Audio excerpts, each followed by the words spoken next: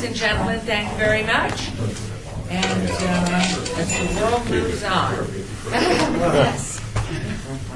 we are doing great things, however, here in this small room we will be doing.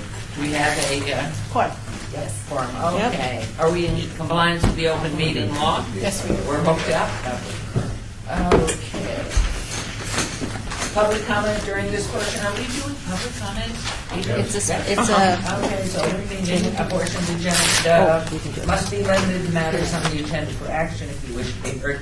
Give your name for the record. The amount of discussion as well as the amount of time any single speakers allowed may be limited.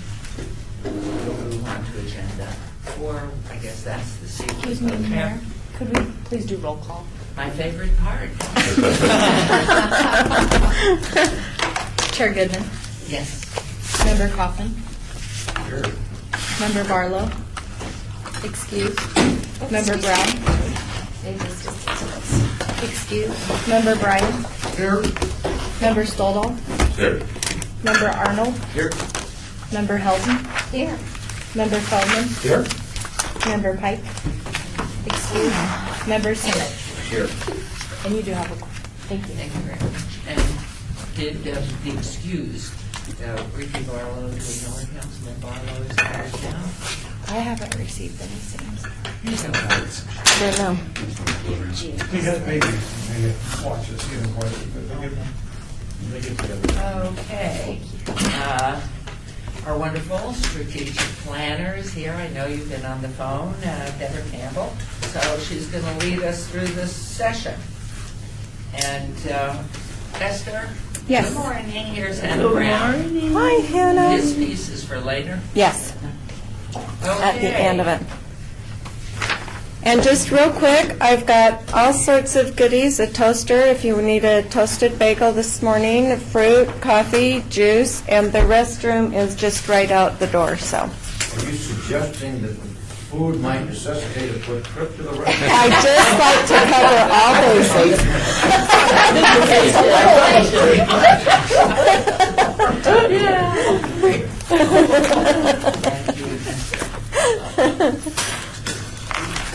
Okay. Good morning, everyone. Good morning. I'm very pleased to be here, and thank you all for working with me to have a conversation on the phone over the last couple of weeks. And just want to briefly review what the anticipated outcomes of this meeting would be, even though I've asked you, and we'll be talking about that.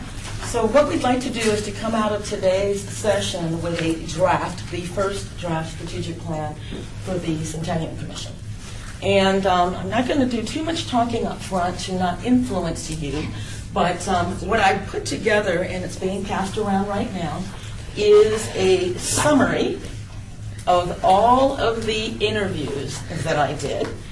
And what I would like for you to do is to I'm going to give you 15 minutes to scan it. You don't need to memorize or anything, but to scan it. And the purpose of that is to pretty much see what all of you individually and collectively are thinking with regard to the questions that we had posed in the interview. For the record, I will read the questions only, and also Ashley has a copy of that, but this is what I find when I do strategic planning is a good way to start a conversation by presenting back to you what everyone has said. Okay? So first one, and it was really simple, is how do you personally describe? I was looking for how do you personally describe when somebody asks you what the purpose of this commission is. And then the next one was, what does longer-term success look like?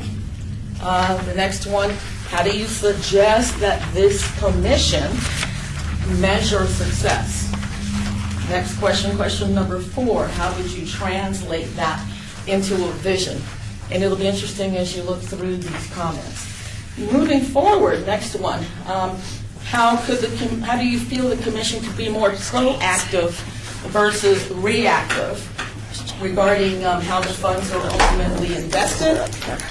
Jane just came in the room. Good morning. No, you're good. I was confessing.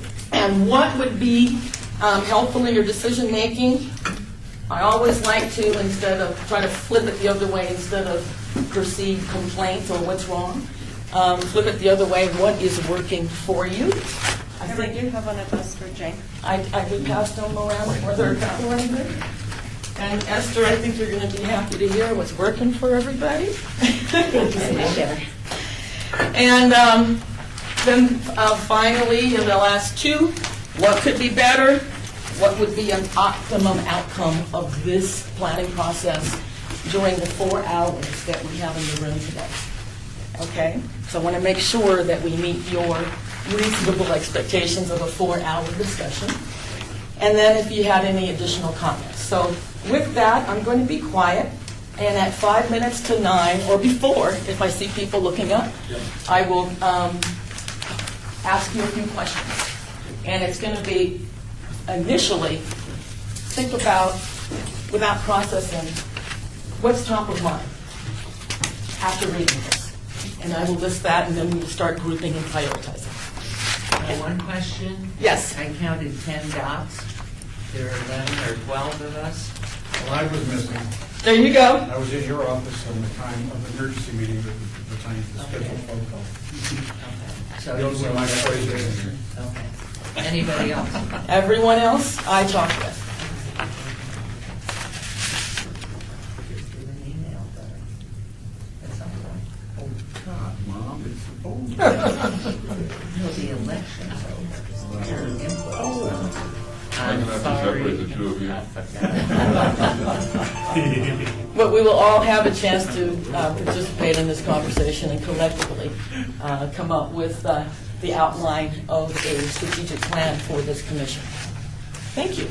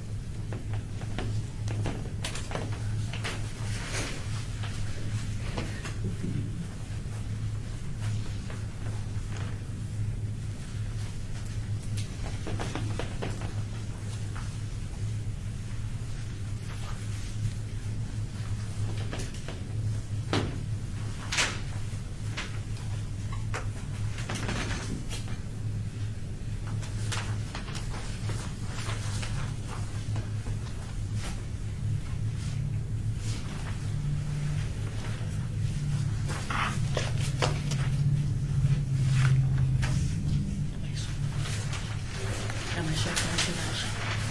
Oh, you have your phone's on, okay.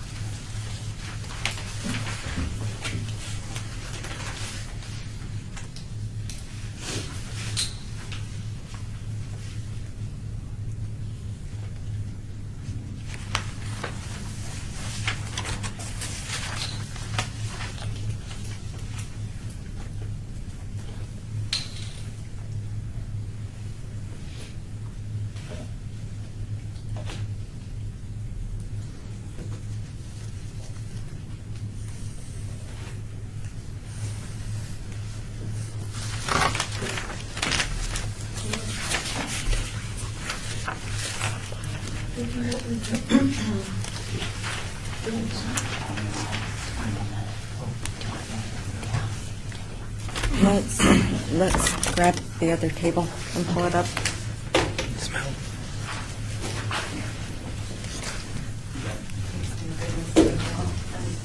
everybody down.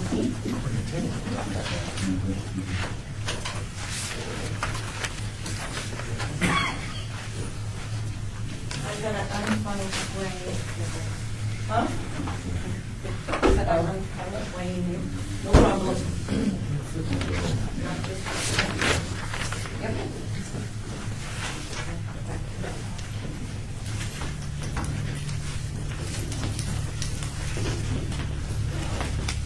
You guys have to go over there, right? Well, I'll move it, I'm sorry. We'll do this. Yeah.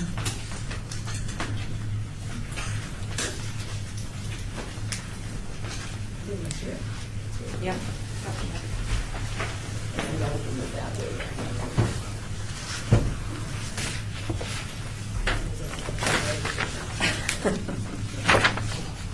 So I'm not doing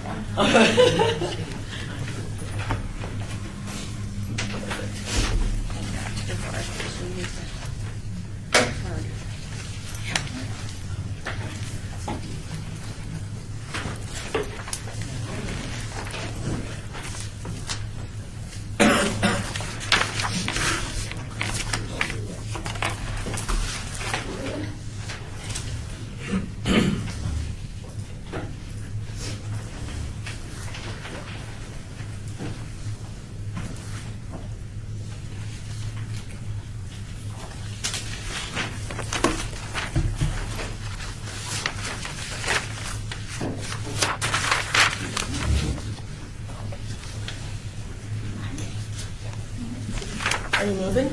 Yeah. Okay. I'm doing a switcheroo. Okay.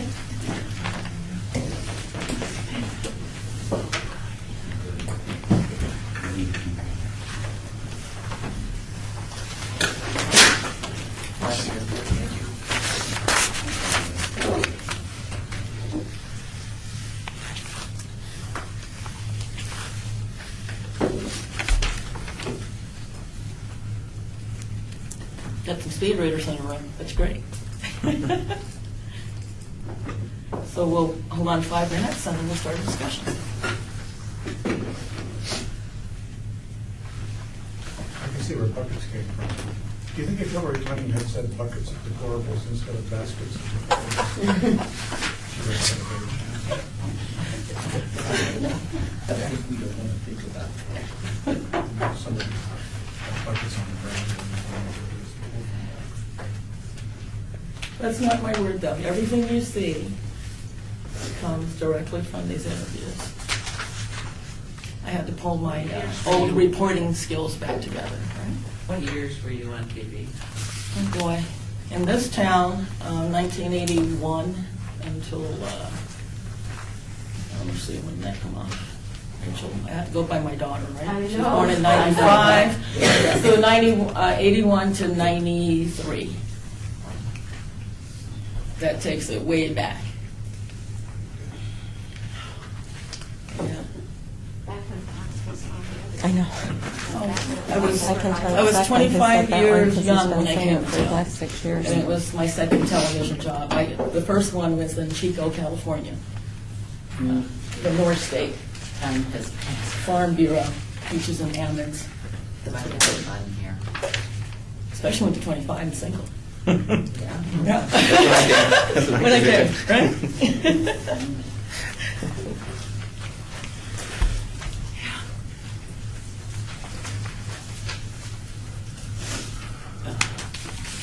And I know you guys are reading, but I remember many of you in this room from my reporting days. Right. The beginning. Years fly by. Yeah, they do. Six. Not the same.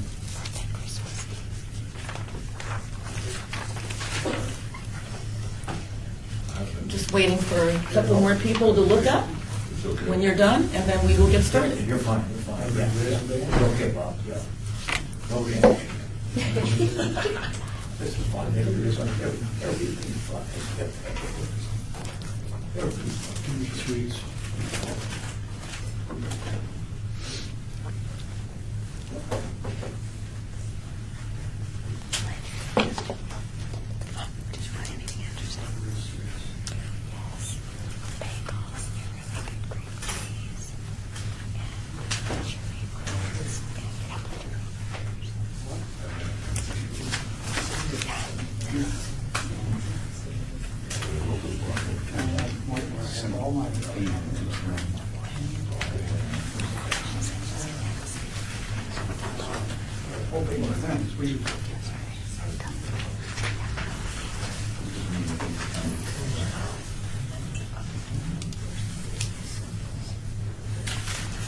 So about to wrap up, as soon as everyone gets situated, we'll begin our conversation.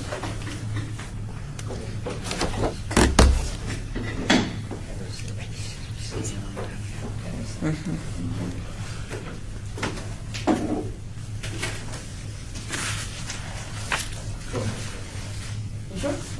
Okay. We'll get ourselves started. Again, I just really thank you all for being so candid when we had these initial conversations. And I've got a couple of things up here I want to start out with, and we want to keep it casual. But if people could agree to one person at a time, because we have our county clerk taking notes, and then also I'm going to take a lot of flip chart notes and then paper the walls, because what that does is I think it helps remind everyone where we are and what we're talking about. And then I'll be, toward the end of the session, going and starting to group some of these topics, which will end up, hopefully, giving us some process goals as far as this commission is concerned. And then the plan itself in priorities. And in those priorities, maybe we could talk about goals and objectives. Buckets, the word comes up, or groups of information, and then also the vision.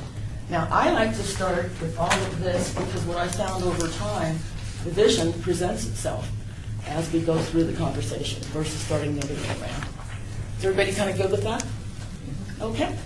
So, and also, we were having kind of a brief conversation. This is not about me, but I think I mentioned before, I'm just so happy to be working with all of you. Thinking about, gosh, 81 was, to me, not a long time ago, but according to my daughter, she's going, that's 2 generations. What? I mean, and, yeah. And what I do, you know, I came out of media as a young reporter covering news. We used to call it hard news back then. And then evolved over to Channel 5 years before they said they were going to be doing news, and launched a program called Southern Nevada, which was all over the place, but it was kind of cool because I could interview anybody you wanted. And I think it was the first opportunity for folks to come on television and talk about their hopes and dreams and their programs. And then I always mixed it in with entertainment because we were the only ball game in town. And then going back to being age 25, it's kind of neat when people come to you, right? So, and then as I started thinking about the community and thinking about a sense of place and thinking about staying and why don't I want to leave? Because there were options. I made a switch over to United Way of Southern Nevada. They got me into nonprofit work. Louise had mentioned that. And I've spent the rest of my working career working with organizations to clarify what their goals and objectives are, why they do what they do, and then work on process, a lot of organizational development work, how grants work, different ways to be objective, when it's okay to be subjective, all that type of thing. So today, what I'd like to do is to use that experience to keep my mouth shut and guide you in a conversation to where when we end at 12:30, that I've got enough notes and enough substance to be able to draft a framework of a strategic plan, which I must present to you at the commission meeting on November 28th. And then we will come back after that and hear from you, and then flesh it out a little bit more, and put that into two kinds of documents. One of them I'm thinking is a document for internal use. And then another is probably some type of a fold-out that's beautiful, that pictorially and verbally tells the story of what you want to be remembered for. Okay? So with that, and if we could just talk about what's top of mind. When you read all of this, what's top of mind? I'm going to ask, I'll start with Hannah. Oops. What's on the top of your mind when you read all that? Actually, I read a lot of success, but I also read that we need structure. Okay. Got it. Someone else? I'm going to call names. Louise. Well, I was looking at intention. I mean, things have happened almost randomly, and we need to make sure that we're doing things intentionally. Okay. Okay. Someone else? Mine was a little more actual. It was clearly an improvement in the grant screening and vetting process, and we need some better system of that. So you need a better system of what? Of screening the grants before they come to the commission. Okay. I'd associate myself with Bob's remarks. We don't have a good system in place, and I think that my way of thinking is the thing that would be most helpful is remember is a screening process. Plus, I'd go one step further, which may be only me. I'd like a staff evaluation. Look, we don't think this complies with the historical and the legal requirements. Okay. Or to pinpoint, look, the concern that the commission may have is the amount of money that's being paid for X or Y. In other words, kind of a staff evaluation. I'm not talking about a 10-page evaluation, but to pinpoint the problems that the staff sees and to help with that. That's the thing that, to me, would be the biggest help. Okay. Ryan? I would take that even one step further and say we need a better list of requirements. Set a higher bar for what should even be considered. If you don't meet this minimum, it doesn't even get reviewed, let alone make it to the board. So a better list of requirements. And when you say that, are you That's referring to something that is what? Well, I think that's what we're here Yeah. for today, is to figure out what's important to the board Okay. as a whole and what really defines, what we're about here. What are we trying to preserve? What are we trying to accomplish with all this money? There's two specific ones that stood out to me is that, in one sense, a brick and mortar like the West Side School is easy. It may be a lot of money, but it's an easier decision because you can see it. But the smaller grants, the ones I have challenges with, are like video projects where they're all over the wall. We pay for this and we don't pay for that, or this is going to cost $4,000 and this is $37,000. And I think it's not the fault of the people seeking the grant. We don't have a real template. This is the things we pay for producing video. But the thing that also struck me here is what's deliverable and how's the general public, how are they going to see this? Is there some measurement, some matrix that is this going to be seen by 12 people at the Fifth Street School, or is it going to be on Channel 10 or Channel 13 or something like that, or PBS? So Bobby said a few things. How will the general public see this? I heard the word matrix. I'm incredibly pleased that what I see is a lot of consensus here. I think we're kind of all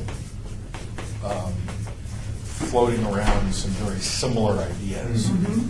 So, not for nothing, having been through this when there are daggers being thrown out rooms, I think that's terrific. So I think it's going to make this process ultimately more successful. And I think you sort of hit some of the big topics that jump out of this.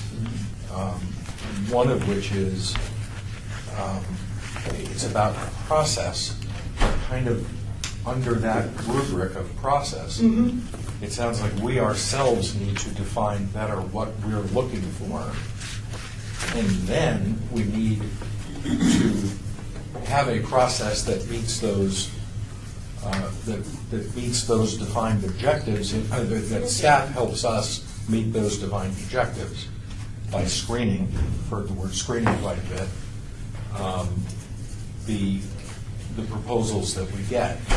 But I'm thinking, as I'm reading this, and I'm just thinking about other conversations we've had, that there's a lot of sense on the part of commissioners that the proposals at times, and to echo what Bob said, the proposals, especially sometimes when they're not physical, hard assets, are amorphous and vague.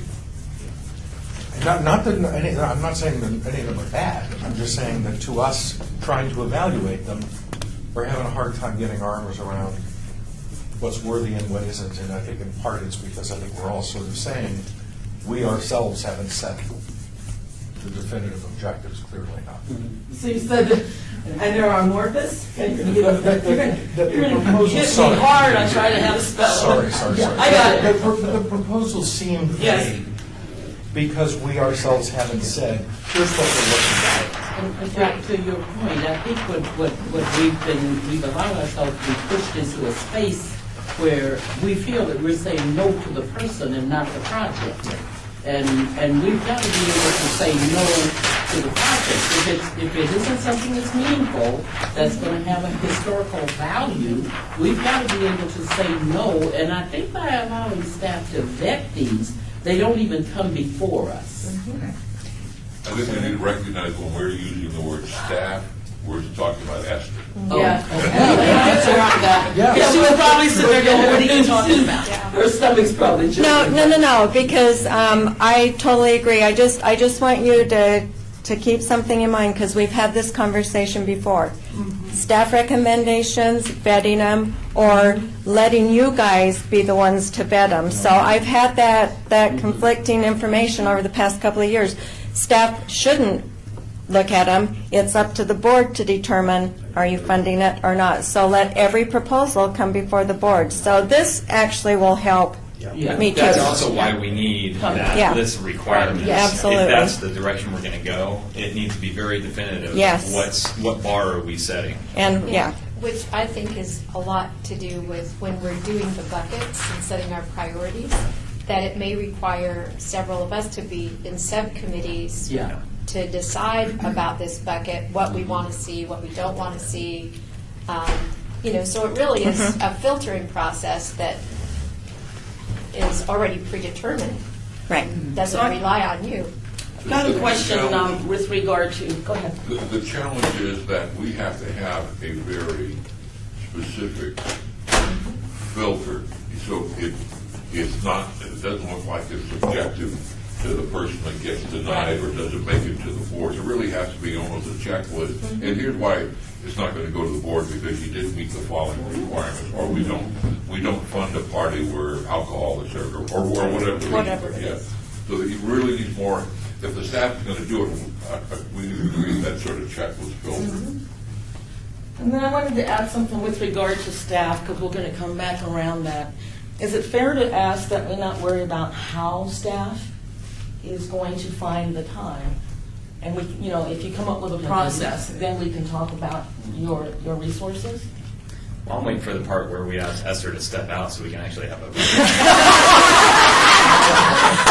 I have a recommendation and a suggestion for that, because in our grant application and our process over the past years, we have just said, if you send in your grant application, we'll look at it and get you on the next board. Maybe now is the time that we look at not having a board meeting every other month, because it just doesn't give anybody time to pull anything together. Maybe we go back to once a quarter or once every 6 months, and that's in our grant application. These are when our board meetings are. This is when you have to have it, and this is when you'll be. We've kind of been on a if somebody sends a grant application, they just go on the next board meeting. And that's why we ended up having board meetings every other month. But maybe now if we have a better vetting process and we limit and not do every other month or give more time, Well, we're just asking the staff just to do something. more, which is, I think, at least where I'm coming from, I think that may not be an unreasonable position. Do you want me to go out now, Ryan? At the end of the process, Chair, I want to say something. I certainly agree with the tenor of the comments, but what I don't know, clearly, as Bob pointed out, when we have supported something tangible, the West Side School, okay, that was a success. But all of these applications that have come in for videos and this or that, I have no idea after we've approved them, what happened? Did anybody show up? Was what we were told, did that occur? So that for future reference, because some of these folks have come back, at least at the time that I've been on the commission, time and time again, not suggesting it's not worthy projects, but I have no idea whether indeed this event that we were described as some glorious celebration of our heritage actually came about. Did anybody show up? And I what I they think the do, public impact is Yeah. so important, and I think that's something that we oftentimes overlook in our criteria, developing a criteria that in some way can measure what is that public impact going to be on this historic preservation. What's the purpose of us being here? It's to provide for our community, I think, and a sense of community and a sense of place so that people are proud of where they live and know where they came from. But are the projects that we're funding, do they meet that? And are there other projects out there that could meet that, but we're not as open or as inclusive with our application process? Those that know about the commission, we see them multiple times. And again, maybe very worthy projects. But I bet you there's a lot of other applications. That's what I was going to say is, I'm the newest member here, so I haven't had the experience the rest of you, but we seem to have the same cast of characters almost every meeting, and I just think so many people aren't aware the commission even exists. And so how do we get the word out that this is an opportunity and broaden that base and see more qualified people? It's the same people. And maybe we want to actually have things that would almost be like a scholarship for someone at the university level or at the high school level or even the elementary school level to actually do a video of their own for their school. I mean, those don't have to be expensive at all. And the schools have the equipment, and it would certainly stimulate a lot. And that's, that's an example of one of the buckets we could create. Because you said possibly have use videos to do what? To market what? Well, the whole deal is when a child does a video for their school, I mean, even if it's just to present to an assembly, that is an audience, and it's a significant audience that we would want to reach with the history of Las Vegas information. There could be some wonderful students at the university who could do very high-level stuff. If we decided, through Bob's wonderful experience, going through, well, what are some of the best things that we have available about these different points in history or this aspect of history? Maybe there's some blanks there that we could say, we'd really like to have something that would fill this, that we could do an RFP to the university instead of a professional. Do it to, make it available to the university to come up with a student to come up with something fabulous. Deborah, can I just follow up on something that Please. Esther said? And recognizing that this is a brainstorming session, so I may Yes, it is. right now start to cancel on some sort of open meeting law.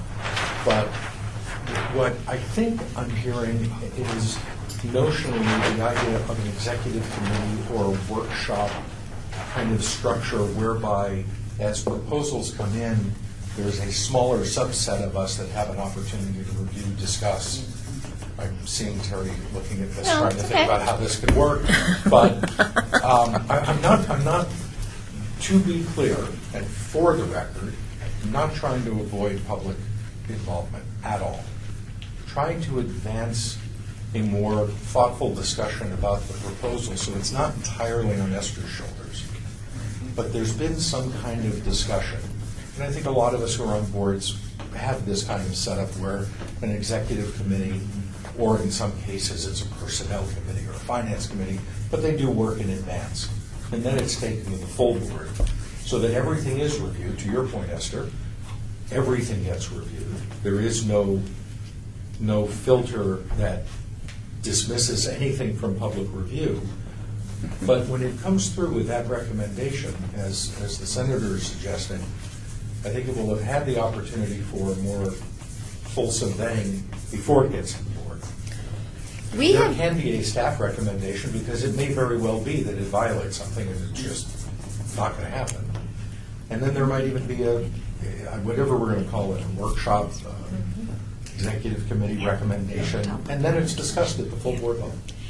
So, Alan, recommendation could be in the negative, and we disagree. Absolutely. You know, so I'm not trying to absolve us of responsibility, but So we have a model that we could use. I mean, we have the Planning Commission that is a commission of the city of Las Vegas, very much like this, except you are a nonprofit corporation.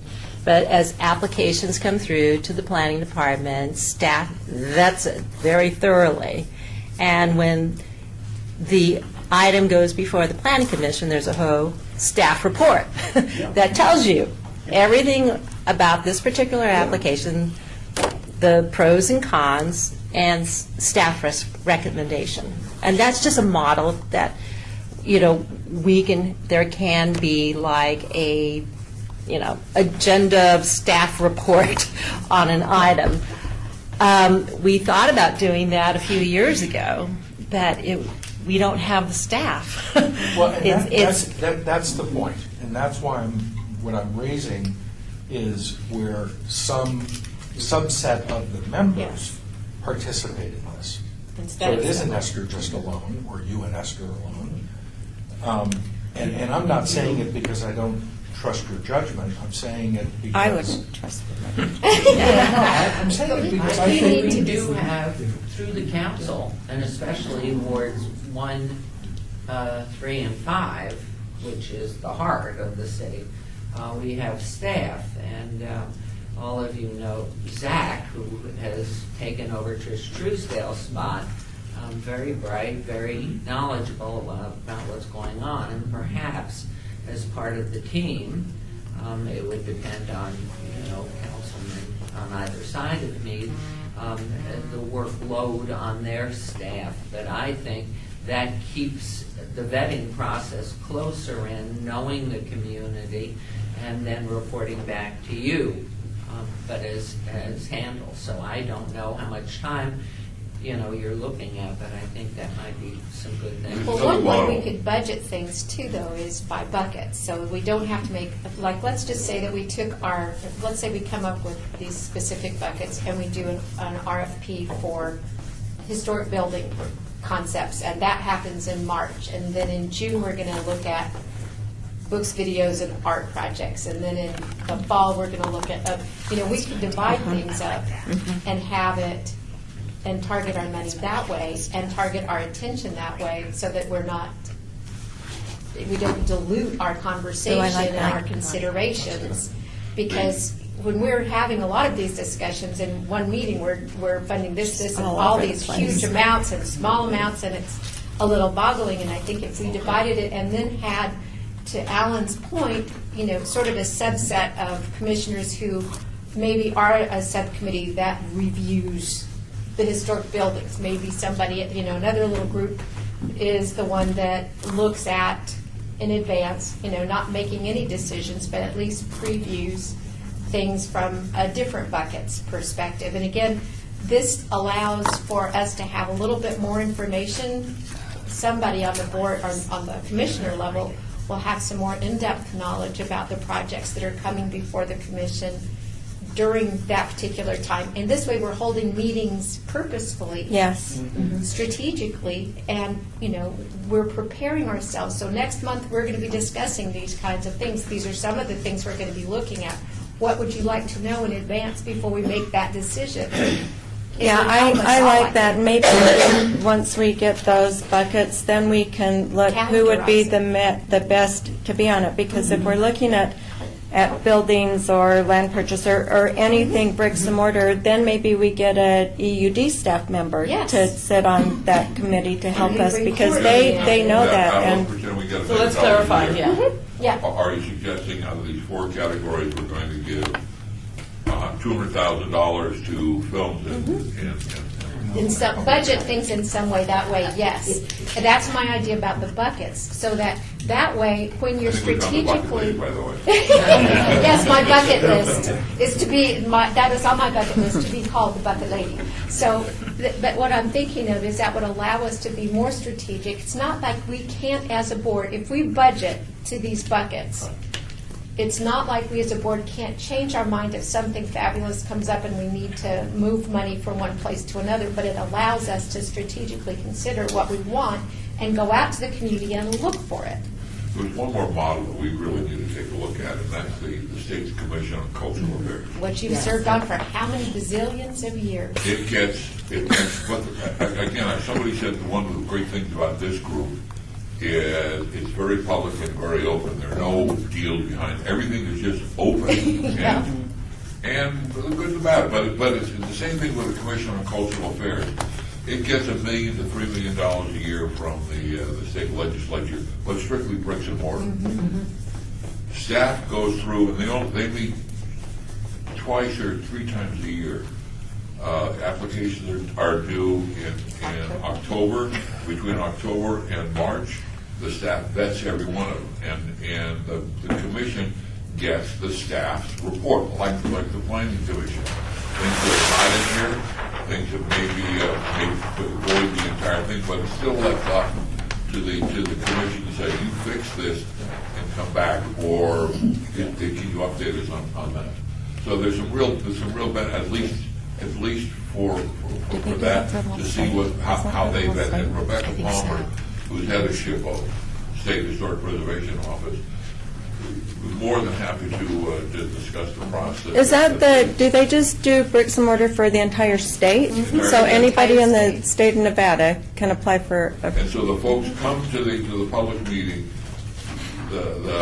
They usually get somewhere between $9 and $10 million in requests for grants, and they only have $1 million. I've left crying many times, haven't I? It's very public. Everybody understands why they either didn't get the full grant. This is one more minor point.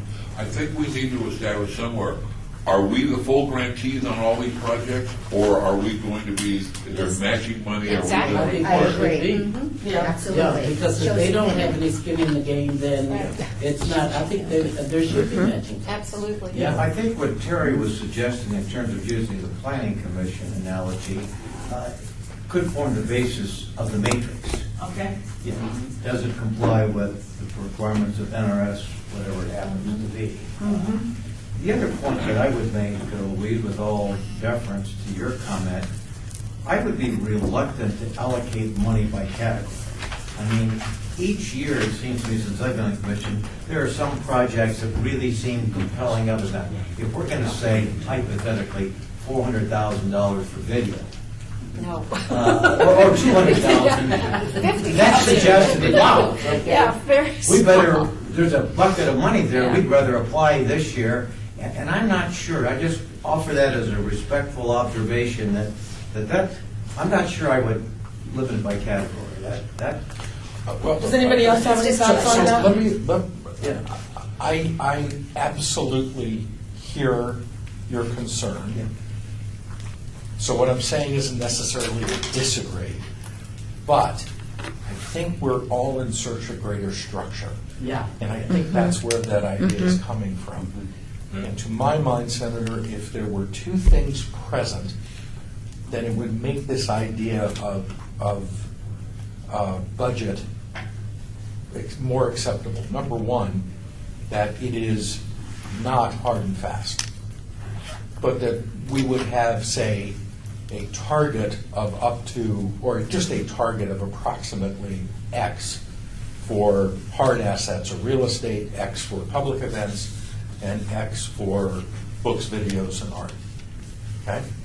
But it's a conceptual target. And what would you base that on?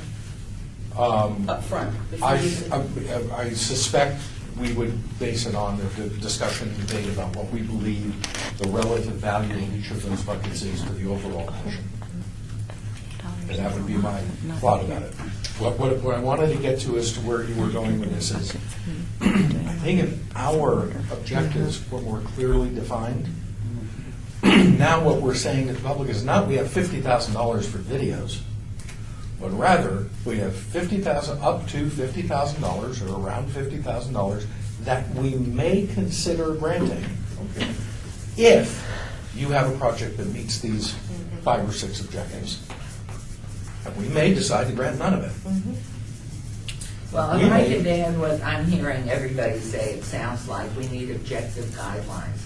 That's number one, because we can't get to the buckets and whether we're going to put anything in any bucket till we've come up with our objective guidelines and a checklist that fits those objective guidelines, which mean you can deny at the staff level any application because it doesn't fit the objective guidelines. I think those are really important.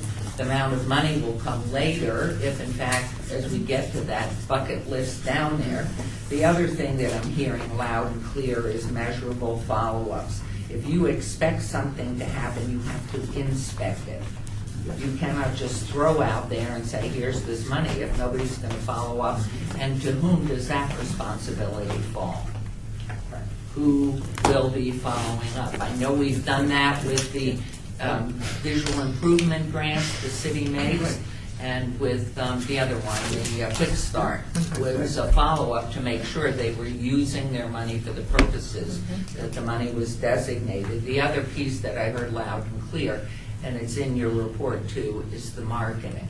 The marketing of what this commission does, so we don't get every Tom, Dick, and Harry coming in here. And I think over the 5 years that I've been involved with this, what I know, and I don't know where the fault is, whether, and I don't mean it as a fault, but the length of our meetings has become ridiculous.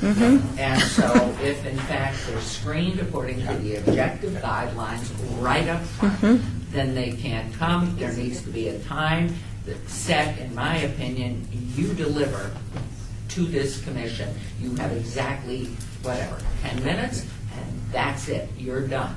So come prepared. One of the things that I know Member Feldman was talking about, I remember one of these meetings, it was the loosiest presentation. Yes. And when that person keeps coming back, there's nothing concrete there.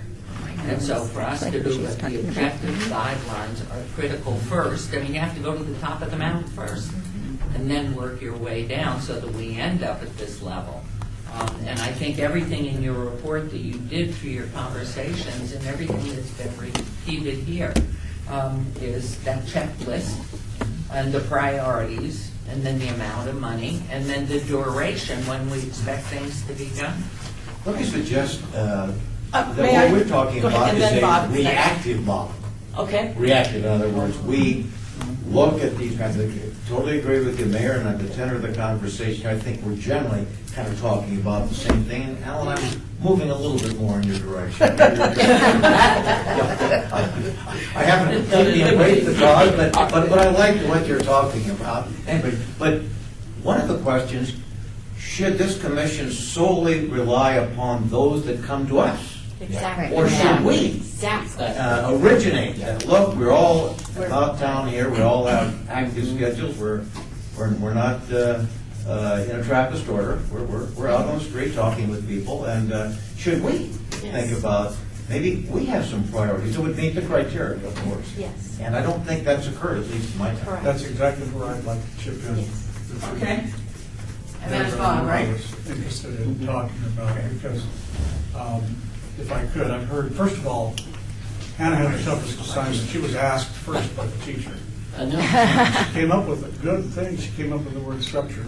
So that really kind of framed a lot of this discussion because order is important for us to have brief meetings and maybe not so frequent meetings. And I was thinking about this as Richard was talking about it. I've already thought and made a note that we are reactive. And because of that, we sometimes are frustrated because we have things in our mind that maybe we wish people would present to us, when in reality, we should be saying, here is what we like, here's what we would want to see. And we ourselves, since we're chosen for this group, are historically minded. We are looking ahead. We are saying, well, in 2019, it's the centennial of this. In 2022, there's the railroad strike. There's things of interest and of real importance in our city that we could observe. And then we set this list up. It gets rather long, but it should be long. And we're buildings to save, or buildings that we know are going to need to be saved. They just may not have evidence to themselves. Which leads me to one thing here. It's not a digression, but that for some reason Courtney Mooney's not here today, and I don't know if she's on our group or not. Courtney Mooney is our staff person for historic preservation. My God, that's a group that always has a target. It always has something in mind about what's going on, and in fact has written about and designed stuff for its own use. We should be mixing a little bit with HPC.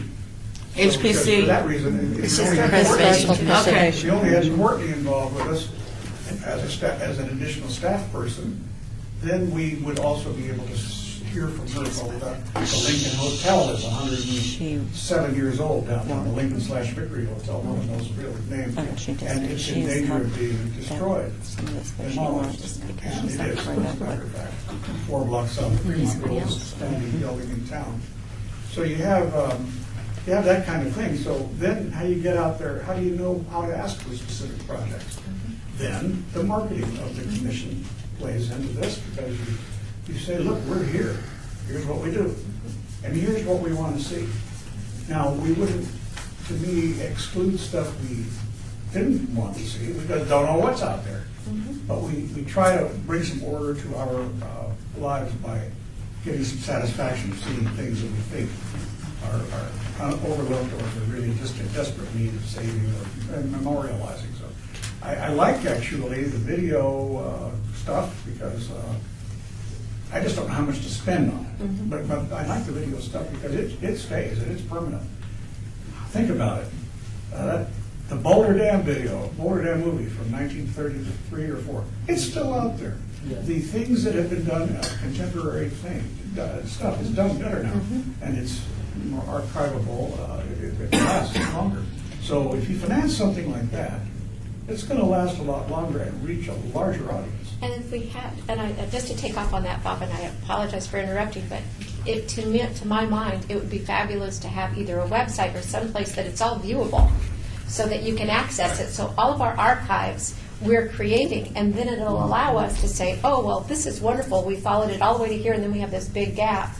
We need somebody to do a really good job on, There's expense involved in that, and we there can is, do that. but We that's can what budget for that. exactly. Because, as we do for everything Exactly. else, because we have staff that can do it. Well, and it's something that we could do with our money. If it shows up that there is a big gap in our historical coverage, or maybe the video isn't poor quality, or they missed a lot of stuff, I mean, we could do an RFP or commission someone to do something wonderful. But this speaks to having everything available that everyone can have access to. Actually, rather than RFP, we could use the word RFI, Sure. which we always use. Sure, whatever, but it's That's- specific. Interest is our interest, so we want to know who's interested in satisfying our So there interest. could be an icon on the website of the city. And looking So, for can I one of our just, parts of our structure, though, is to always make sure that we are including a way that this is going to be archived. How is it going to be accessed? And look to that as part of our structure, The last so point I that was it going to doesn't make, just though, evaporate. Louise, was this, and that is that it's been hard on the staff, so we are short-staffed. And consequently, we need to provide that guideline, just as all of us have given in one way or another. It'll make it easier for staff, because he'll say, you have, here's what we want. By the way, what you've got is a great idea. I don't know if the commission's thought of that, so let's give that to presentation, but you got to frame it better. You got to do this or that. And not just conform to a checklist, a questionnaire, because sometimes that doesn't leave room for creativity or the ability to define what the artist wants to say. And keep in mind, we are under the umbrella of the city. So for us to have an icon and access to our website. So, yeah, that's what I wanted to say. After our last meeting, I talked to our communications department and told them that because we can do a lot of that instead of our funding going to that, they can do a media release. I told them to wait until we had this strategic planning session done so that I had a better direction to give them, but they can absolutely do a media release that talks about the Centennial and the license plates and what funding and what we want as we look for that. They can do that. We can add, we've already got a link on our website for the Centennial, but I can talk to them about creating another link that would have the list of our projects. Right now, the 2 applications are on it, but we can do some of that stuff in-house really easy, and yeah. The challenge is also is the video. I wanted to go see one of the videos that we funded about the pipes. Yeah. I couldn't find it. Or any of the other videos that we have, there is no, and then the question is, who owns that? Yes. And if the public, in essence, is funding, complete funding, then it's the public that owns it. Right. And we should be able to go online, like you're suggesting, and say, here's a gap, or here's something we've already funded.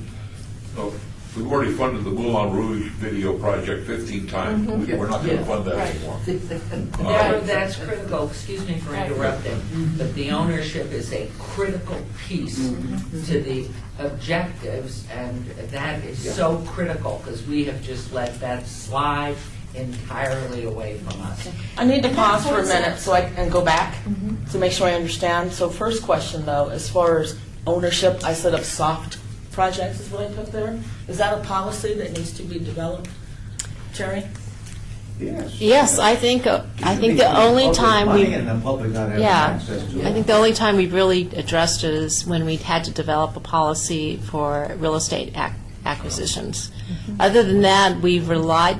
Typically, we have a nonprofit applicant that comes forward to us. I'm not really sure what Stan Armstrong is. And they would make an application to do a video, whatever it is, activity, event, so forth. And we would supplement their funding or provide the full funding, but there's no ties back to the Centennial We had Commission. a problem where we have funded something, and then the recipient said, well, no, wait, this is private. This is not something that we generally make available to the public without some recognition of compensation of some kind. Have we ever had that issue before, Terry? The only one that came up that way was Huntridge Theater, because it was a for-profit entity. That was aside from that. Stan? We asked him directly, and he said after it plays on Channel 10, that he maintains the ownership. Again, that's not a project we funded fully, so there may be some lines we need. Yeah, but if we funded fully, then it should be.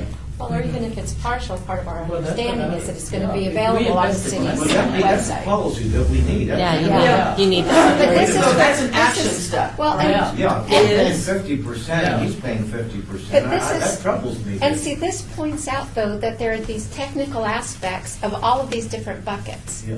And that we've got a lot of expertise here. We've got a lot of expertise with city staff and other people in the community that we probably should seek out as we create these buckets, that we look into things like that. You know, what else should we be looking at?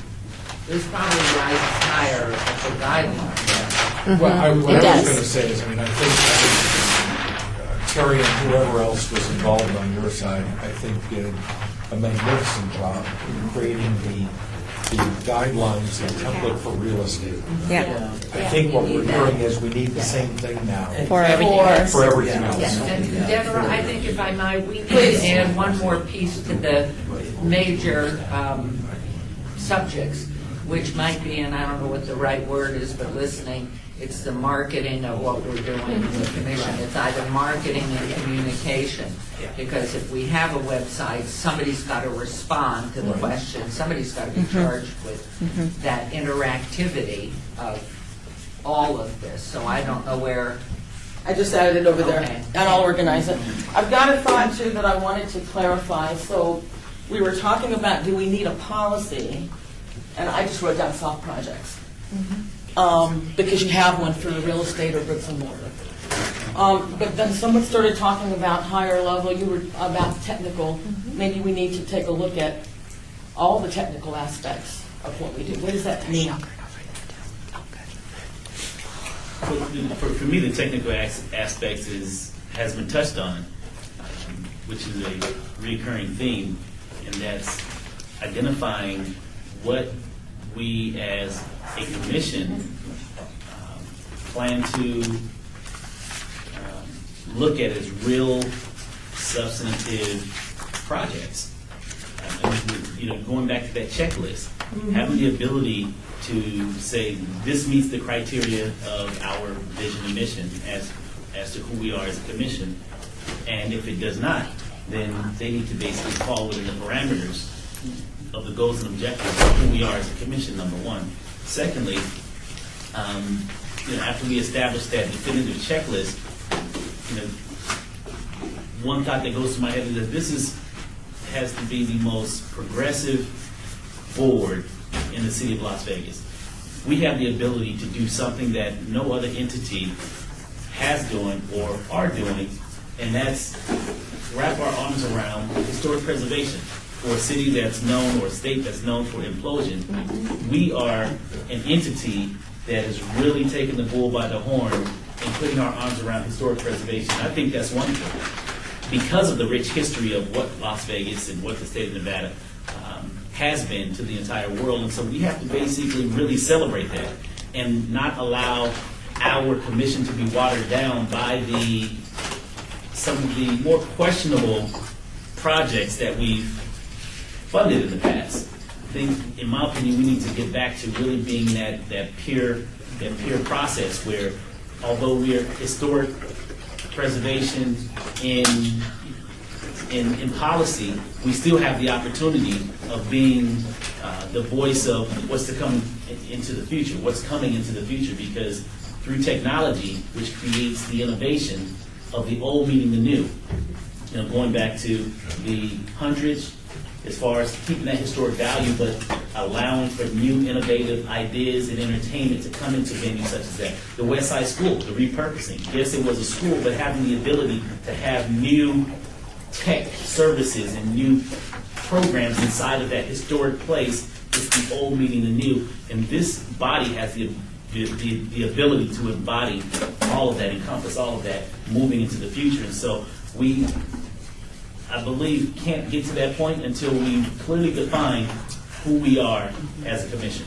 And I think we really need to look at investing, making investments that we can capture.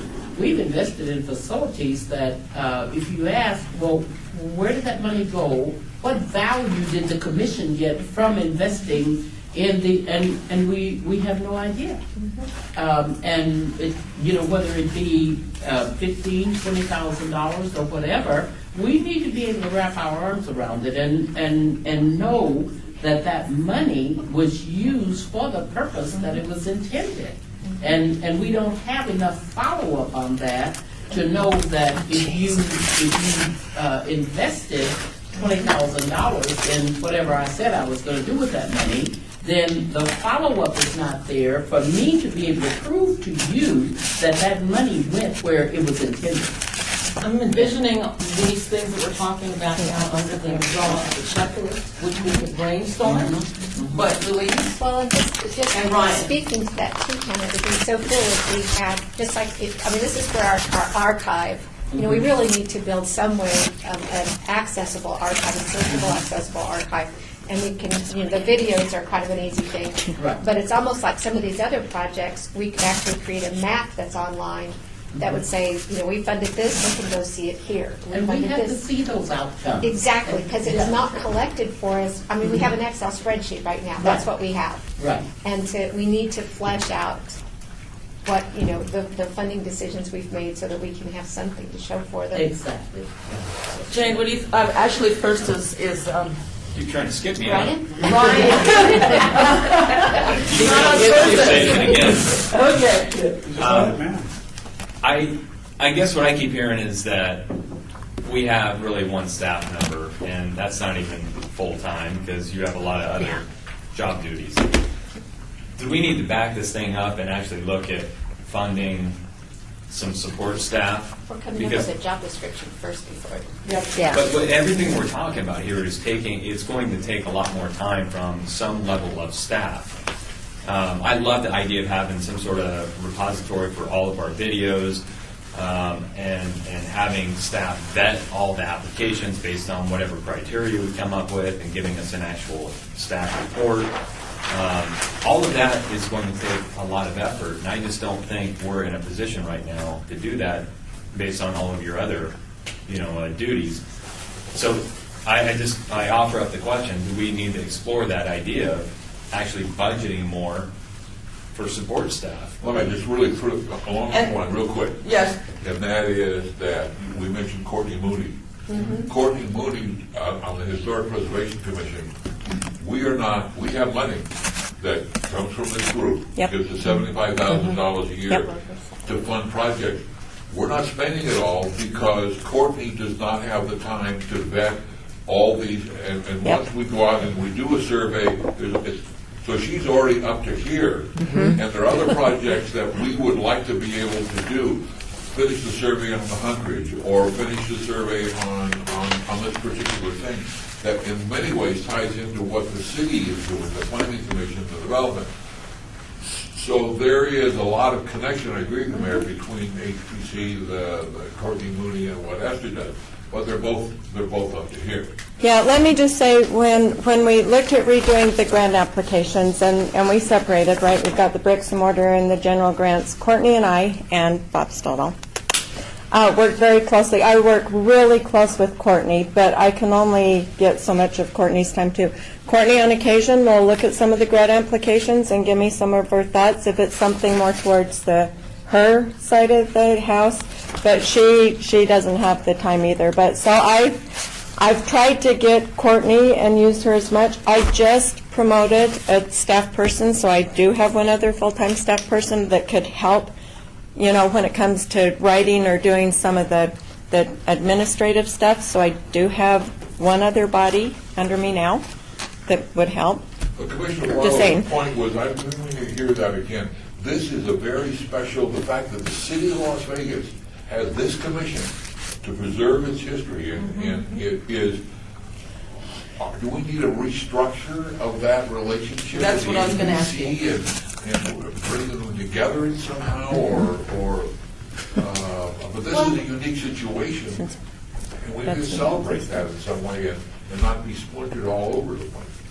I'll go to you next, Jane, but I'm thinking about what I'm hearing, the bigger picture here. I'm hearing this group say you want to take it to another level. And I'm thinking capacity. What's your capacity to do that? Is this a decision of and I'm also hearing a lot of different ways to staff it, and I've got them in my notes. People could share staff, you had mentioned that. You're talking about, perhaps some support work. I'm trying to keep my opinion out of it, but from my experience, if you don't formalize a process, you're going to morph right back into where you were. This is where I'm thinking of the subcommittee structure that would advise these buckets. And those subcommittees can be made up of beyond commissioners. Right. They could, Another name for your bucket. whatever you want to call it. But the deal is, if you have, no, we don't want silos because that keeps everything separate. But the whole deal is, if you had a group that was going to advise you on brick and mortar, who would you want at the table? And let's build that group. If you were going to want to do something, arts, books, videos, who would you want at that table advising you? And let's create that group so that it's not just up to staff anywhere, that we're actually seeking proactively some of the best information that's available in our community with people who do this work every day. Be like the recommending committee, where it's always changing, right? Depending on availability. One small little piece of business in this group was created by the city of Las Vegas, if I'm not mistaken. Right.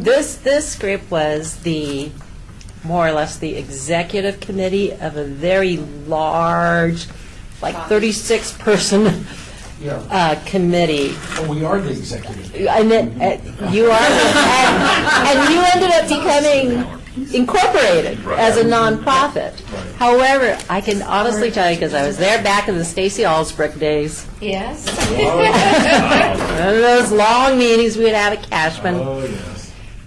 Everyone that's on this committee, there was a lot of forethought, a lot of intentional selection, and that's why at one time there was consideration as, well, maybe we should have someone from here, we should have some proxy from here and everything. It's the people that serve, you all that serve on this committee, is because of your respective backgrounds. And they kept it very open that way to get people that they can pinpoint who added something to the purpose of the Commission for the Las Vegas Centennial. So taking that a step further, remember we had the other working groups that would report to the executive committee, and that was that big group. But now you're looking at taking it to the next level and being proactive versus reactive, which is going to require resources. That's what I'm hearing, and I'm seeing heads go, okay, we're at that point. But the filter I wanted to put on this, Yes? we were also created, this is not the city of Las Vegas. Correct. Right. This is a less political group than if this money was to simply before the city council. I say political on the negative side, not the positive side. Well, I mean, there is all of a sudden the money is just used in the various wards. We clearly have representation by the city, and the city has a giant voice in here, and we're certainly meeting here. But we need to make sure that as we get the bigger picture, that we don't get absorbed totally, this just becomes a city function. Well, and that's why the representation, but we may want to do a study on the airport development, You just opened up. which is certainly not part of the city. I mean, something that large to do some filming or some historical or something, so, but I mean, the whole representation, except for council people and me, you're all from somewhere different. And that's what I think Terry was speaking to, is the composition. And maybe we need to add somebody from, who cares, the general library of the state or something, and somebody from technology into the, maybe, don't know. Well, the city is the heart of the county, of the valley. It is where you're going to find what you want to find. And if we do the thing that I suggested, look out for the things that you know could be, need be, saved, then anyway, I mean, Kyle Ranch is in the city, then you theoretically said a while back you could take some of this money and help save Kyle Ranch, but there's other stuff that I'm sure that I can't think of now. That's So the nice someone thing had about bringing mentioned- the other people from HPC, even Yeah. the private nonprofit Data Preservation Foundation who started with Peggy Swank.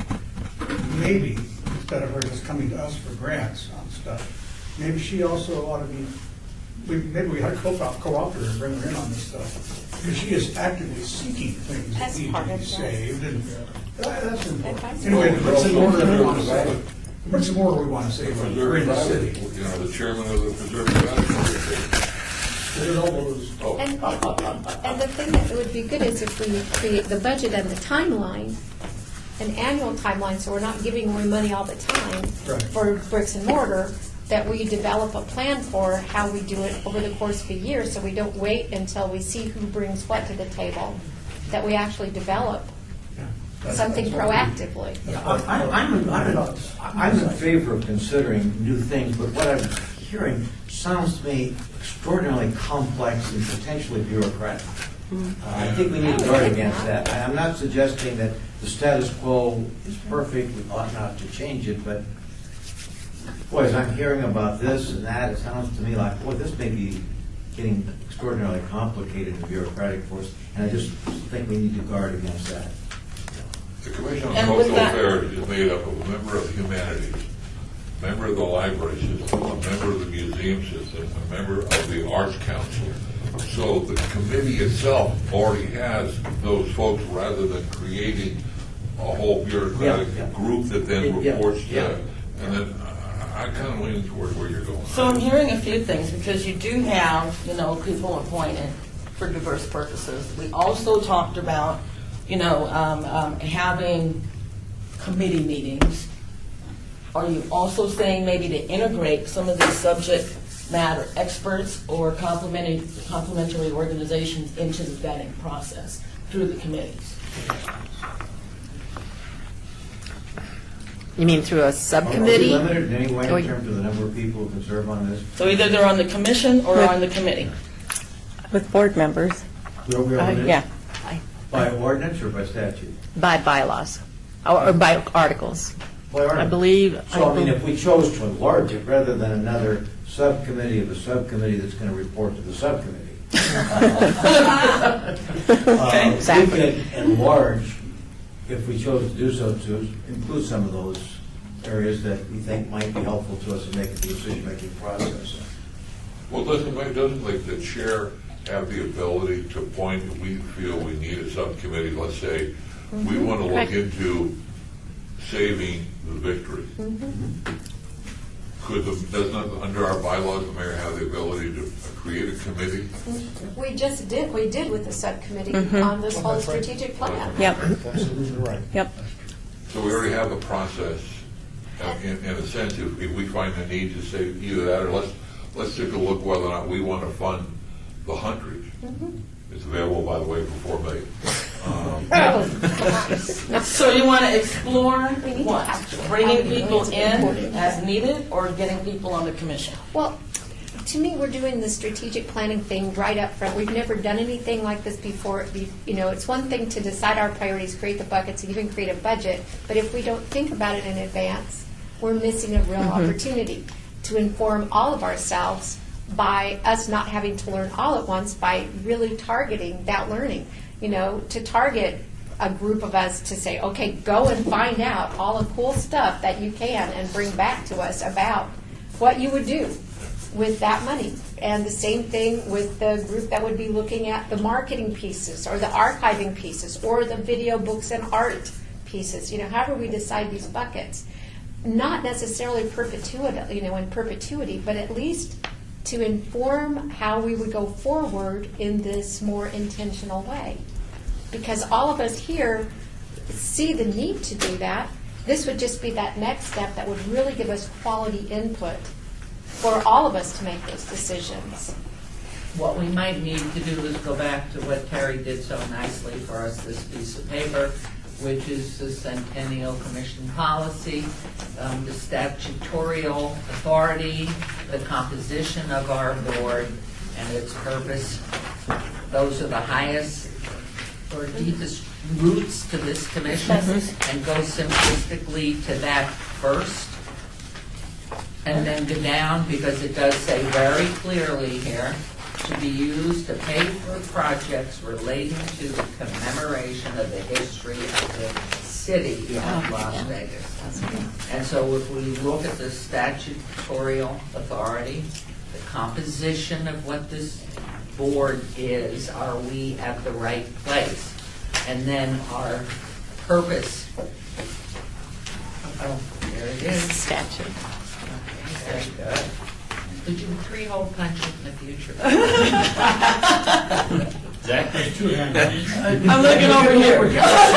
Deborah, give us some guidance here. I'm going to do that. We have really, this is very helpful. We've not done anything like that to my knowledge in the years that I've been on this, and these are all very constructive. I'm kind of reminded of what my father used to tell me in a previous century. Rome wasn't built in a day. It strikes me there are a lot of good ideas here. We don't need to implement all of them at once. We need to establish some priorities to do A, B, C, and D. Not relegating those that are not the top priority is unworthy of consideration at a future time, but it just seems to me we need to narrow the focus in terms of what are the things we want to do Right now. Yeah. And for me to be able to build a draft plan. But be so global. speak Yes. global and take us Yeah. there first before we get to the specifics. Because I remind everybody when you talk Huntridge, No kidding. Definitely. Yikes. Yeah. That's never done that. Yeah, with millions. I mean, talk about something that could really knock this city out of the universe is what's happening here. But I think the global things first, the big piece, look at the whole thing and the structure, then get down to the specifics. Sorry. And I have one thing, and I'm also thinking of, I need to pull it in, rein it in here real quick. Checklist of components that you would like to see. We just brainstorm it, and I can come back. I want to start with that, because it's already sitting here. Criteria, is that what you're speaking of, Deborah? Components of what, we're talking about vetting somehow. Yeah. These, I put that first on so the criteria is one criteria. one. Somebody else? And I think we need to look at not being the, providing funding, but not being the funder. You're matching. So, and I'm going to put matching, but there's a better way to say it. I'll think about it later. Funding structure or something Yeah, like right, that. right. Uh-huh. And along with that, not supplanting funds of organizations, because oftentimes we get their project budget, but we don't get their organizational budget. And to see, to Hannah's point, what the funding was used for, Eldorado, when we found out that was being used for charity. So you want to see the organizational budget? I would. Which is what most organizations look for. The Neon Museum, who was here the last time and spoke about how much they had in their budget, could they not have afforded that just because they came with a project? I think we need to look at the overall structure. Well, maybe not. Hold on, You let's can't go to afford it. Audit is the only Yes. word I can think of. That's a good one. It isn't Financial intended to statements. necessarily be. Well, that's a good word. Audit, the literal term, but I'm trying to pick up also on the notion, I think we've all said it in different ways, that we need to be certain our money was spent appropriately. Exactly. And we need to be certain Accountability. we got One accountability. at a time, There you so, go. so here it is an audit And accountability. and accountability. And I Are think you we need thinking how to, they gotta, we need to know whether they hit the targets we funded. So I'm going to put exactly. accountability measures, and I'm very familiar with this. and part of those I'm like, accountability, part of the accountability measures is, are they sustainable? You know, if we fund this, is it sustainable? I mean, with the Reynolds Foundation, they don't give you money until you prove you can maintain everything for X number of years. Also, with the sustainability, going back even a step further, before we encumber the Centennial Commission funds, do they have, SHPO, has SHPO agreed that this is a historic preservation? As who? State Historic Preservation Office. So do you want them to verify something? Well, I don't know. I'm just throwing out, maybe SHPO confirms, do they have their NEPA? Is zoning Right, appropriate? so maybe historic validation. Historic What validation. I'm saying that? And then environmental and zoning, if we're doing something that, funding a project that's not zoned properly or can't meet NEPA Well, requirements. some of that, yeah, but this is a checklist. I'm just putting Okay. some bullet points. There's what, we got to a discussion earlier about ownership, and I feel like I've just got to say, let's be, I'm sort of trying to be flexible, as the senator and I had that discussion earlier. Ownership can bring all kinds of very rigid notions to it. I think what we are concerned about is accessibility. That's it. That was my word. And what do you mean So, by that? well, so we just bought a piece of art, right? Yeah. But I don't think we own. Right, we don't own it. Our concern was that it was accessible. With these videos, I don't know that we need to own them, as long as we know that they're accessible. And is that, I think Let's that's finish where that, and we- then I'm curious. So accessibility and ownership is two different things. So are you talking about accessibility to the general public? Yes. And then ownership, that's going to go Well, I back to think this ownership- policy. I think the ownership needs to be clear. I think we should understand who owns what. I would hate for us to be surprised by that.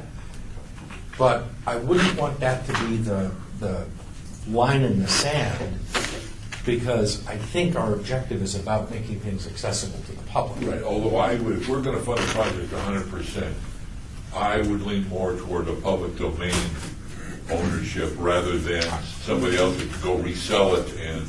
I have no But not disagreement. Right, I don't disagree with that at all. all I was getting at was this notion that if we were to be very definitive about ownership, whereby we needed to own it, that also brings on some obligations long-term that we need to be careful about. The other one I was thinking is nonprofit. Do we need to fund profit-making organizations? Or do we need to say, we are an organization that funds nonprofit only? Period? Or do we add that on the checklist? Are you a for-profit or nonprofit? Unless we wanted to commission something. But did we give that to Terry? Yes, to vet figure and out. Put in, I thought we It's did. in the policy, And we left it, the we real estate left it policy. loose. Yes, we did. Yeah, case-by-case basis. Do we want to tighten it up? Eldorado what? But Mayor, just bring that in. So Terry is going to come back with a draft policy with regard. You know, I'm not opposed. I'm not opposed to funding for-profits or not-for-profits. It basically, for me, comes down to if, in fact, the objectives meet our objectives in regards to the checklist that we're discussing, and if in fact it does, then there may be an additional step or process that one must go through being profit or not-for-profit. But I don't see the value today in regards to creating that clear demarcation in relation to only funding a for-profit or not-for-profit. I'd like to ask a question of everybody here. Give me, because I have a problem with that, and have from the days of Huntridge, the group that came to us was a for-profit entity looking at how they were going to make it work for their own personal income. Had they been nonprofit, I would have looked at it very differently. Give an example of a for-profit entity for my brain to absorb that I would like to put these monies there. Professional Bull Riders Association. They're for profits. That's true. That was another one. Yeah. Yeah, and many of you listed a lot of different things, but that's the only thing I We didn't put in there is not agonized calling over out that. organizations. We did agonize, and would it have helped us with it, with a clear cut? We're not. How many meetings did we have? How 4. many hours did we give? If we had, and I'm not saying do it. I'm just trying to come up with something beyond that one clear one. But Mayor, I think what we gained from that was we were able to put our Centennial logo on, Right. so we got. You get a bite out of it. Right. I think that's what we gained But from another one, give me a Take a more hypothetical. proper. I think this is Let's hear what Alan said. Other Terry, I'm sorry. I want to be certain when you're hearing what I'm saying, in case I'm just completely insane. Let's assume that there is a property owner who has a piece of property that they're going to do something with. We, as this commission, other than whatever the city may choose to do, we are not involved in that. But in the hypothetical, there happens to be a sign on that property that's really fabulous.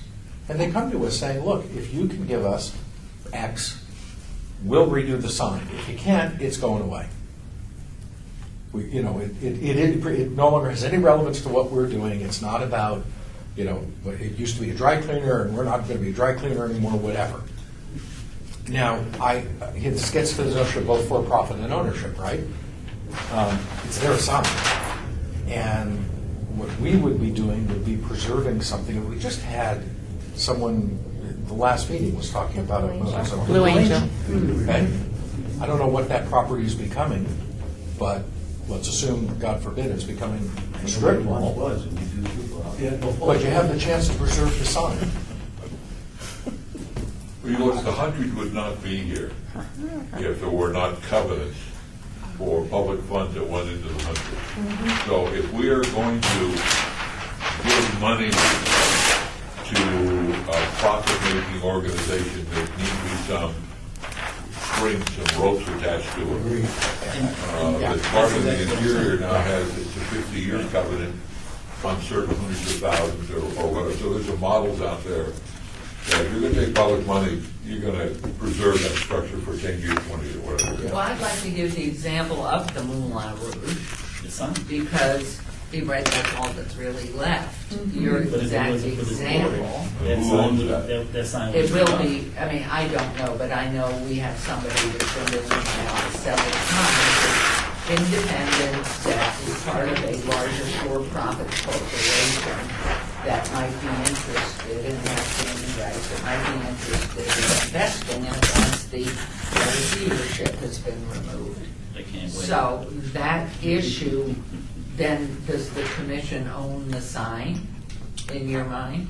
I don't know. That's the reason, that's exactly the reason I'm trying to say, it may not be ownership, it may be a covenant of some form that should at some point in the future the owner choose to do something with it, they then must pay to deliver the sign to the city?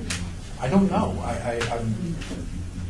I just can't, because of what you've just suggested, I still can't get past taking public dollars and putting them into private benefit.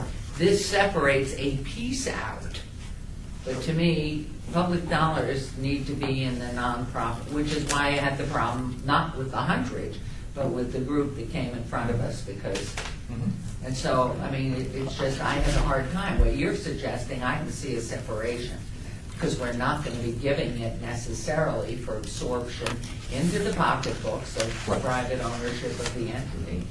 So Jane, and then I'm going to go to Terry, because all of this, I'm going to suggest that Terry, I'm going to give you notes, put together a policy, a draft policy, and then you can have a conversation about that on what the components are, if it makes sense. Because there's a lot of components, I think, that would fall under that. Jane, what do you think? So, Mayor, just in response, I'm not necessarily advocating for this, but when we look at historic homes in the downtown district, and maybe, does the city have a historic district designation where there's tax breaks or some type of incentive? Because my thought is, if you, again, not advocating necessarily, but you have historic homes, what if all those folks said, you know what, I want to tear these houses down on 7th Street and 6th Street and get rid of them and put up fancy high-rises? It certainly would affect the historic view of the city.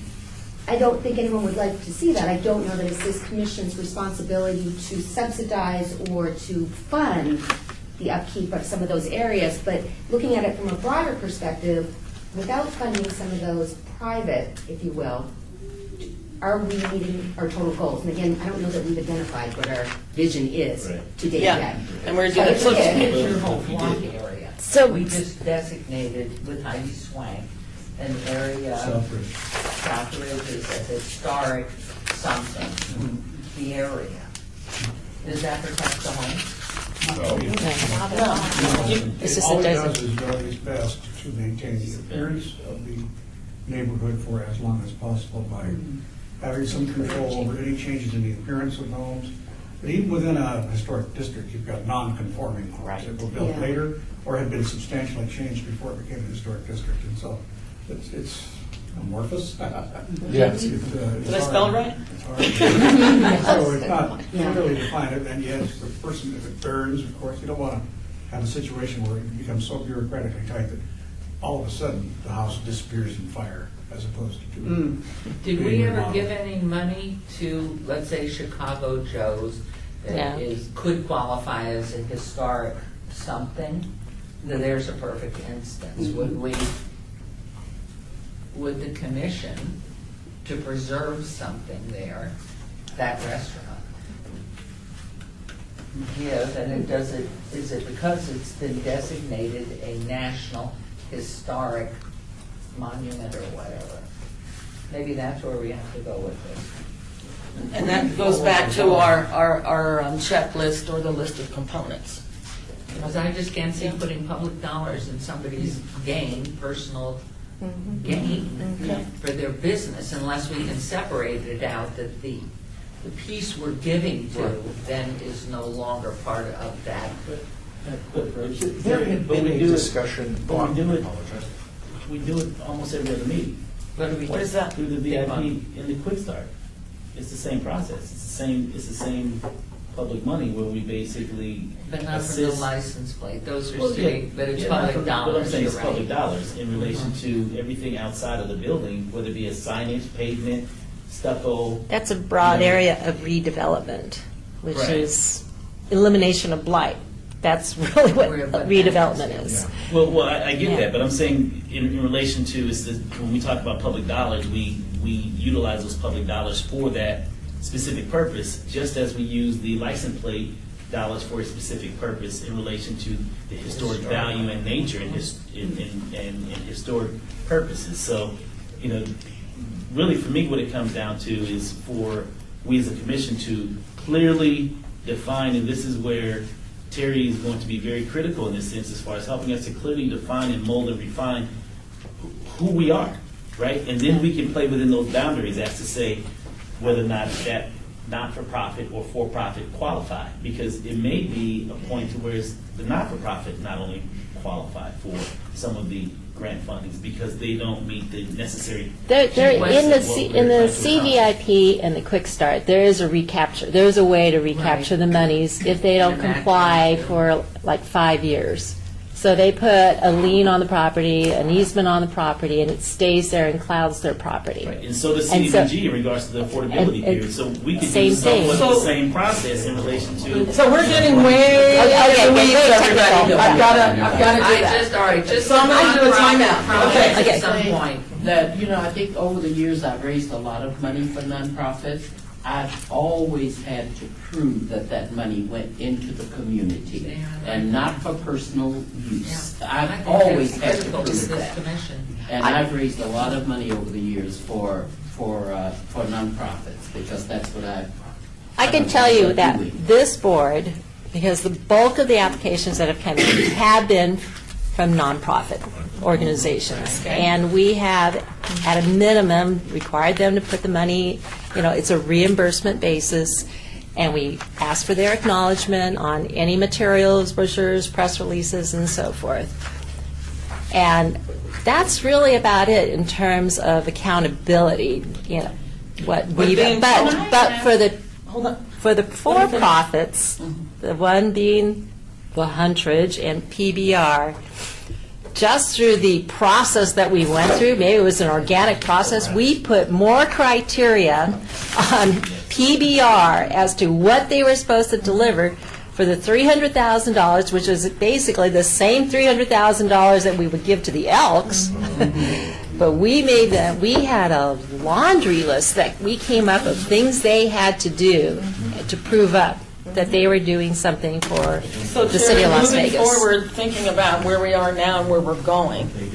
And this group has basically said, and I'm going to ask you, do you have enough to just draft a Absolutely. I compare it to like the CDBG process where you put, a period of affordability, or we compare it like a period of accountability that they have to use whatever purchase, whatever funds in it for a certain period of time, and we lock it in. I'm not so sure. There'd be a difference between nonprofit and for-profit that I think we need to grasp that. We're ruling on nonprofit, we're just saying, or profit, we're just saying, if you do profit, we're going to have some substantial criteria. Yeah, You want to very, get very away strict from- criteria. Just have a policy so Different than someone we can't would come back from- and say it's subjective. And why doesn't it, this apply to me and not you? Because That it's kind of thing. for-profit, and But to they have. define for-profit and what the policy is as far And as. the matrix should be much different when the application is submitted if it's for-profit. Yeah. Absolutely. I think there should be a lot more Shouldn't be the same form that due goes to diligence nonprofit. and the requirement as to why they're asking for the funds and what they're going to be using the funds for and for how long versus a nonprofit. And then our ability to either place a lien, place a condition, an encumbrance of some form if Yeah. it's a for-profit. Because that too goes back to the films that are made. Once this body gave the money to the films, if this body doesn't own a part of it or all of it, those films could be gone totally now. So our total investment, aside from the fact that the film was made but not converted to today's technology, is totally gone. So I have enough right now, and we need to move on. You think you've got enough? No, I've not had enough of you guys. I have enough information. I'm sorry, I need to rephrase that. I'm sorry. I thought she was a judge for a moment. I'm sitting here thinking ahead and forgetting some words. So I've got, we have just some brainstorming on the list of a checklist, some of those components. We've talked about that we need a policy with regard to for-profit, okay? We've talked about that we need 2 different kinds of matrices, that we'll be looking through. We've talked about how do you bring in expert opinions or input for research, maybe to be, just a lot of different reasons to be able to, to inform you on your decision making. We've also inferred that there's a lot of crossover, and this commission is not an island on its own, right?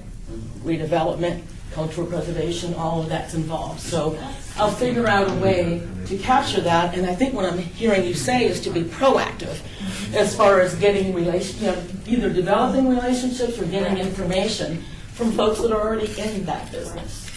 And then briefly, as far as staff, and we don't have to decide today, but I heard people say Ward 1, 2, and I forgot another one, that you have staff, along with Esther, Courtney. and so we can come up, we can sit down and talk about that. Just, I wouldn't say a proposal, but how do you staff?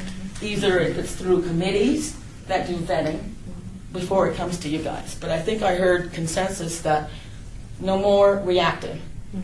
And that we want to know what's coming to us. We want people to take a look at it. We want to be fair. We want to be objective. And the things that I just talked about are ways for us to accomplish that. Did I forget anything? The buckets? We're going to go there now. What are your priorities and what are your buckets? You're not thinking buckets. Can you say? So, One thing. did you say buckets? Why don't we? We don't need no stinking buckets. Yes. We forget here, we have masters. The council and this commission have masters on Okay. this. But we are at the sufferance of the legislature. And consequently, any amendment could jeopardize this, any change. If we have not been subjective, or if we've been too cavalier in dismissing somebody that a key legislator thinks was really a great idea, and you brought it to them and they didn't like it, oh, well, now the thing comes into play. So we have to remember that a report, which I've heard a lot about here, a report on past projects and how were they successful or not, by example, no feedback back yet to me on bull riders. So those things like that, we have to have as our defense. This meeting and the structure that's created in this meeting will be our defense. Yes. And our justification for continuing, so that people don't mess with us. We think we own this, but as I know, we had a tough time getting the bill through the first time, and an even tougher time keeping it alive 2 years or 4 years later. So it can go if a leader decides, hey, you've had enough, let's let somebody else sell a license. Let's talk about, I'm afraid to say the word. Let's talk about buckets. Baskets. Well, let's talk about baskets. So I'm wondering whether Yes.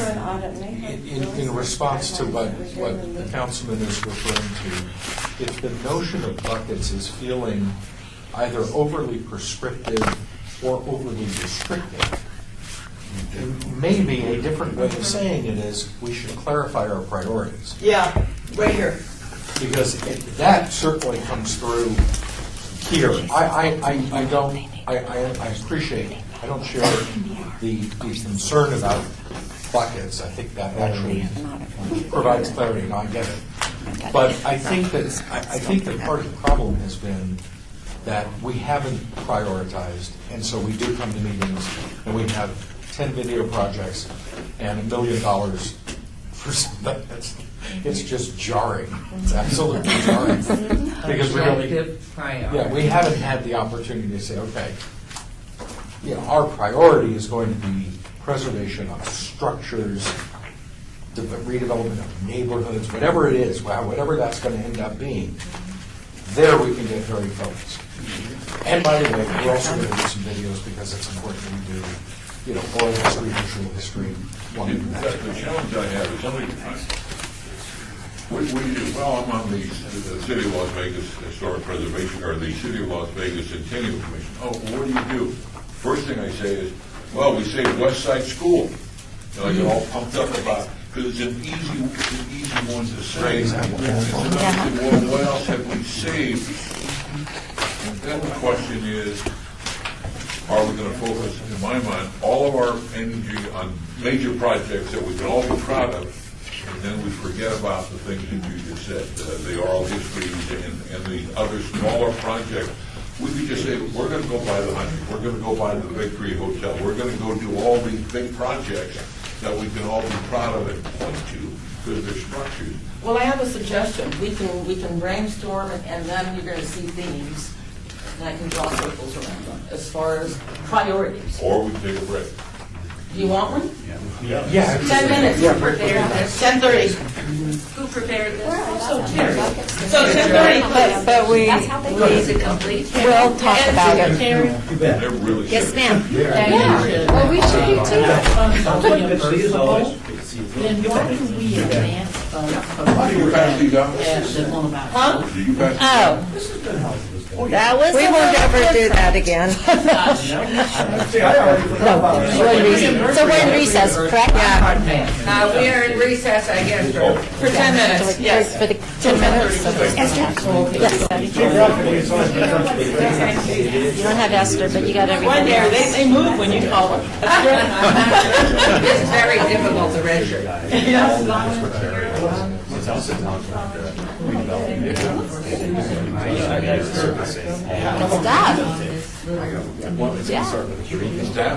Stuff. Good stuff. And reduce that. Good dialogue. So then Good breathing. Belly to spine. I may come in. I mean, come back and see after too, but okay. You'll do it? I'll summarize that. Thank you. Of course, Mayor. Councilman Coffin. By the way, Okay, everyone, let's get started. Back to your seats. Pick and let you know. 1, 2, 3, 4, 5. Here's a souvenir for you, Louise. Our friend. If it wasn't for Louise, we would have no bed. You were so DA. She's good. We went off to dinner about a week ago. Yeah. Oh, she's fun. She's fun. We have a lot of fun. I love it. I will. I'm just Okay, full of. she called. She was concerned. But she's good. All right. You know, we go back to like 86. That's how far back we go. All right, boss. Show's yours. Okay. So, there was an offline conversation, so I just want to get it on the record here, about ways to not invest money in staffing, but to borrow, not even borrow, because I think that's too light, to include the right staff people from the city right now to participate, actively participate on a committee that would work with Esther's team to vet, I'm going to use those words right now, all of the proposals that come in. And then we've already noted what would be on a checklist, and also that the proposals, they would not be dumping stuff that you're going to hear, you know, even though they're vetting them. You're going to hear about each one of them. Does that make sense? Mm-hmm. And I'm thinking about just for, be careful with folks, because, and I have a question, I'm thinking about, a comment too. If somebody doesn't qualify at all, because it's public funds and because you have public meetings, and I shouldn't be saying what you need. I think even that needs to come before. You could just do a vetting process and say it doesn't qualify. This is where it is on the checklist. You don't need to spend a whole lot of time on it, and move on. Can I make a suggestion? Yes. One safety valve for that, for the frustration of someone who doesn't get help from or permission or a good warm reception from the vetting group, whatever it's called, that they have the right to appeal the council, the commission, because that's what we do with the planning commission. Everybody does, but stress what has to be done to appeal. Not to put money down, but to put a full, complete, digest of what the proposal was and why you think that the vetting committee overlooked something. That big gap, and submit it to us in writing with no guarantee of an appearance before the council, the commission. It's not to guarantee appearance, but to guarantee us eyes on their project. Yes. So may I clarify, so a right to appeal would, they wouldn't even know what the recommendation is from the vetting process until it came before this commission anyway, right? So are you saying the right to appeal at the end of the process? I see what you're saying. So that the thought was, as forum of people here, that the ideas that had been seen by the commission's vetting committee would then be taken to the full commission to carry forward or not. I see. So That's just what I thought I heard you